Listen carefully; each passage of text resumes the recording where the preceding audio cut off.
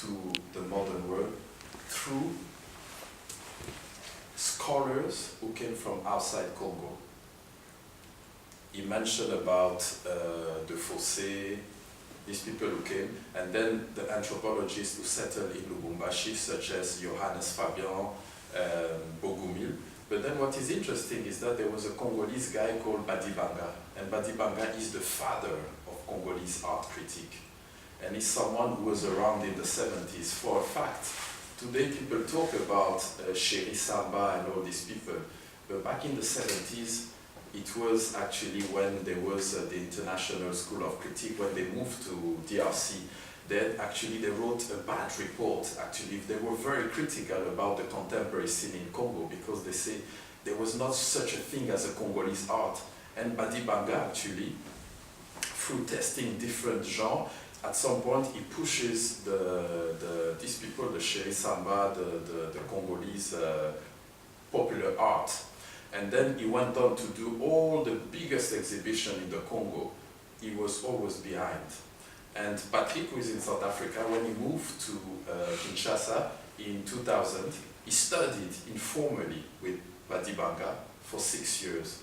And another very important thing is that Michael is actually, as I told you, his dad was actually the director of the museum, but because his dad lived there and through his mom, they both actually, Michael and Patrick, they have a different understanding and very critical of the development of art in DRC and in the world. So that's why it was very interesting to have actually these two people in conversation. So now we're going to have a presentation of Patrick based in relation, because Patrick has lived both in Lubumbashi and Kinshasa, so he's going to talk to us about some connections. So if you are really ready, so without any further ado, let's welcome Patrick.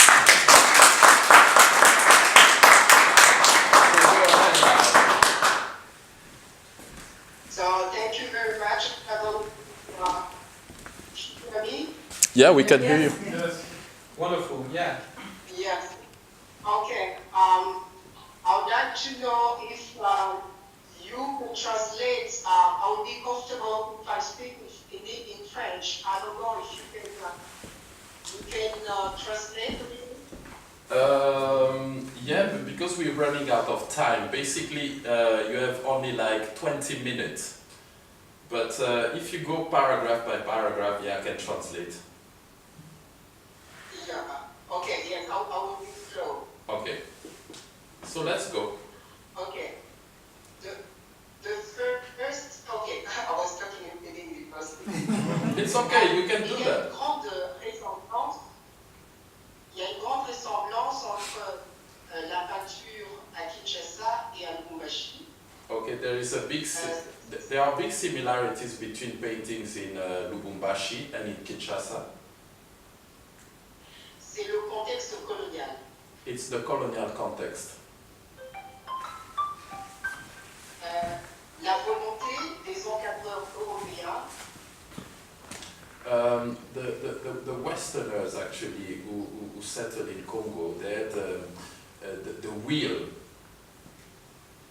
de conserver les Africains dans la relation avec leur culture ancestrale.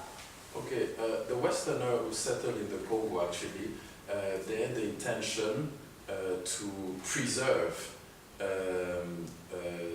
these people from their tradition. Et c'est vite devenu un académisme. And C'est soon, vite devenu une façon de travailler. okay, and that intention that they had to actually to draw a relationship between the indigenous artists and their surroundings became a school. Unwittingly, it became a school in itself, an academism. It became a canon.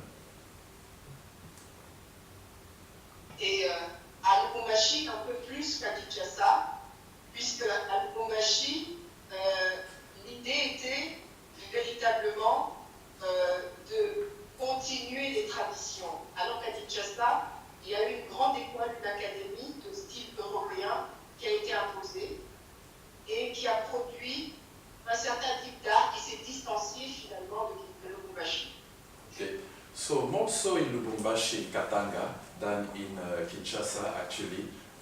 It worked because they managed, actually, these European settlers, they managed to preserve more in Lubumbashi this way of perceiving art, more than in Kinshasa, because in Kinshasa it was bigger, and then unwittingly also the school actually scattered in so many different schools and influences. It branched out in different schools. Yeah.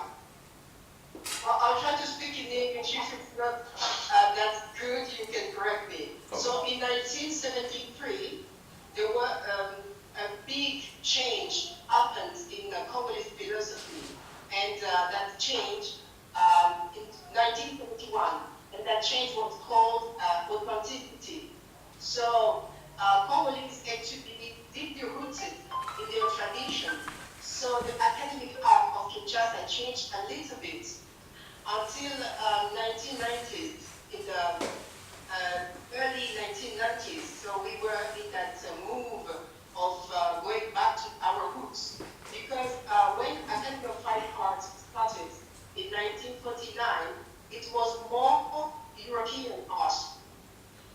And the mix of European art and art of traditional art brought something that was a little bit similar to what Picasso did. Picasso, Braque, and Modigliani in the early 90s.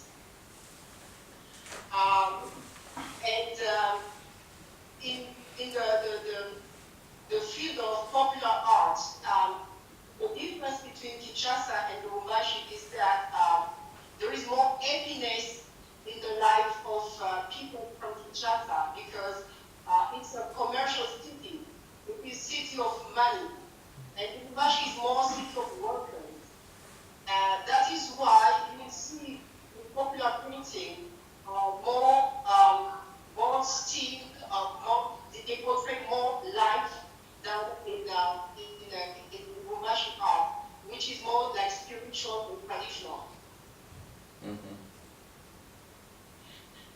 In 1989, the wall of Berlin falls, so it changes politics in the Academy of Fine Arts of Kinshasa. The director of Academy of Fine Arts was a friend of Muntu.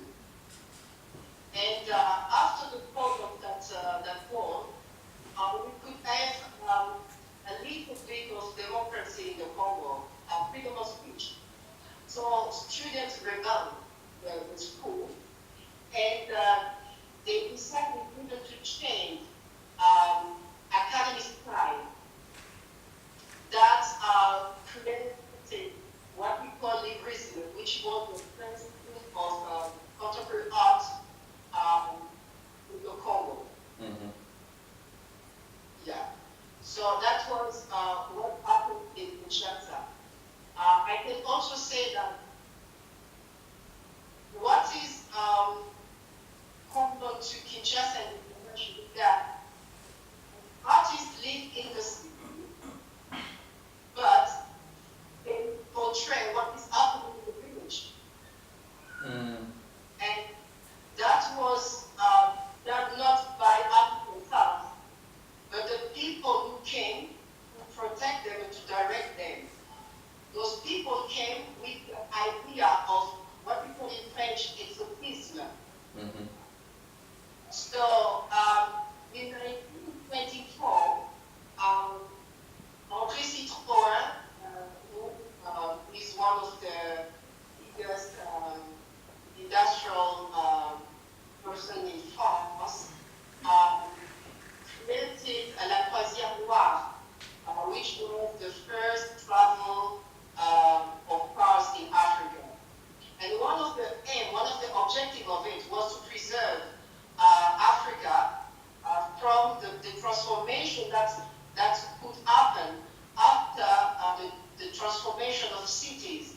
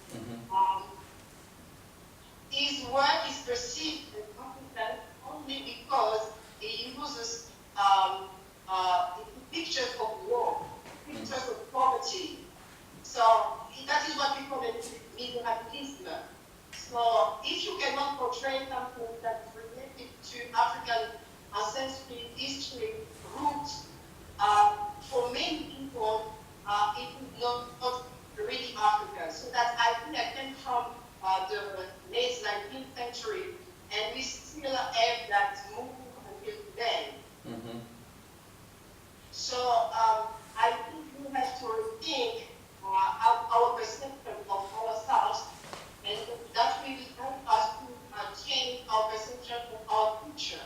Mhm.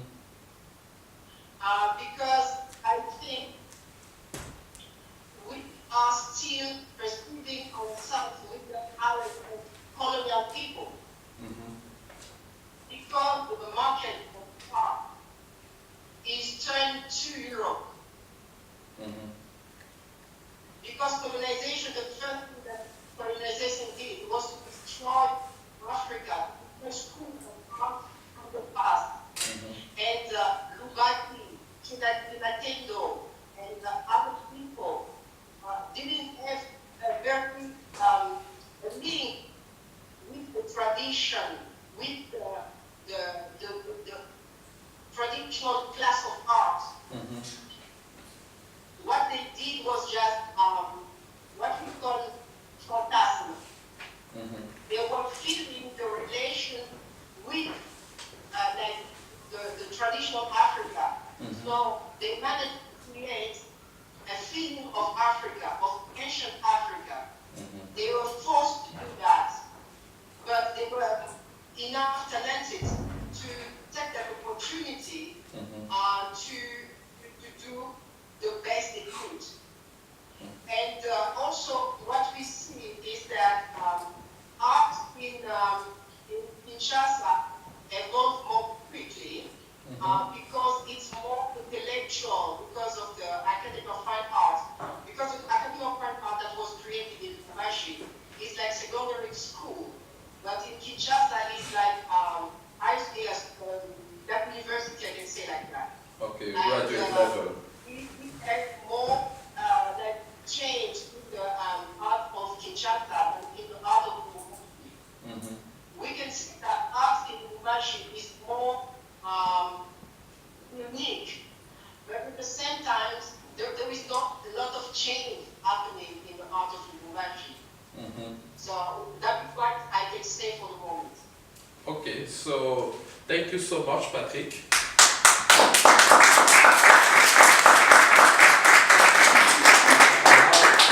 I think what I'm going to do is to open to the floor, and then we direct question to both Michael and Patrick. So if you have questions, please don't be shy.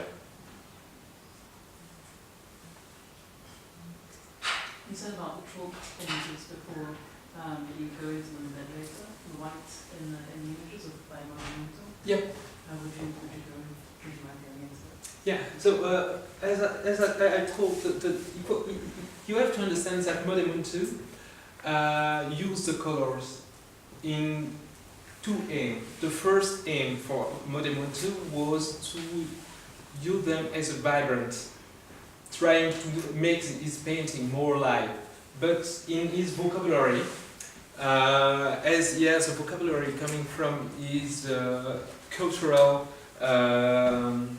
graphic, the color has many meanings in Luba's culture. And the white is especially a connection between the people who are alive with the spirit. And he uses the white always in that meaning. And we have many paintings. I can show you them again. Let me find them.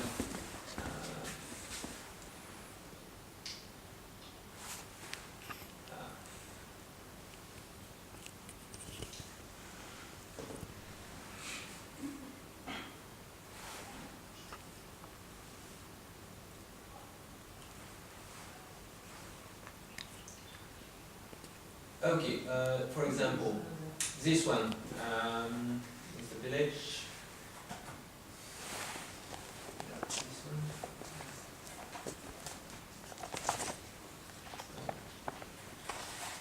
I don't know why it doesn't work.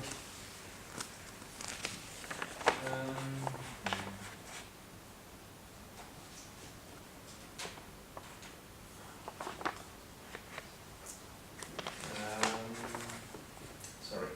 For example, here we have the use of the white. You have people carrying some food for going to the village. The people are white. It has meaning to the village, improving the quality of life of the village. But there is some also picture, for example, the connection to the spirits. Let me show you. Connection to the spirit, where is it? Here it is. For example, in front of the house of the PDA, you have the connection of the people light and the spirits. There is some magical stuff, and it's interesting because I'm trying to connect to what was said. Muntu was kind of autistic, so his way to express was always the painting. When he was studying, he was kind of never talking to anybody. He was not doing the other lessons because he was not able to follow them. He was too nervous when there was some lesson, for example, mathematics and history. He was too nervous, so his teacher said, "Go and paint." That's why Muntu technique was so different from the others. His painting was a vocabulary, a way to express what he was seeing, the way he was, what he was feeling. I compare Muntu with two Westerners painter. The first one is Jerome Bosch, because you find the same way of using the mythology in his painting. And the other one is Van Gogh, for the use of the colors. And you find the mixing of the same energy in Muntu, and the white, the red, the black is used on purpose sometimes. For example, so the white here, but we have the white here too. So for example, here it's a traditional event. For example, that's a painting he has done later because he didn't know the story about the twins party correctly. He has seen some people dancing some in the village when he was younger, but he didn't know what was behind. And my mother was an anthropologist, was a Congolese anthropologist, so they were talking when they were on break, talking a little bit of his work, and she was talking about his work. So sometimes some stories was interesting for him for making a painting. So that's how he came with those painting. So the white, he knew what was the white. He uses the white here for the special purpose of the event of the twins when the moon is rising. And maybe I have another one here. Where is it?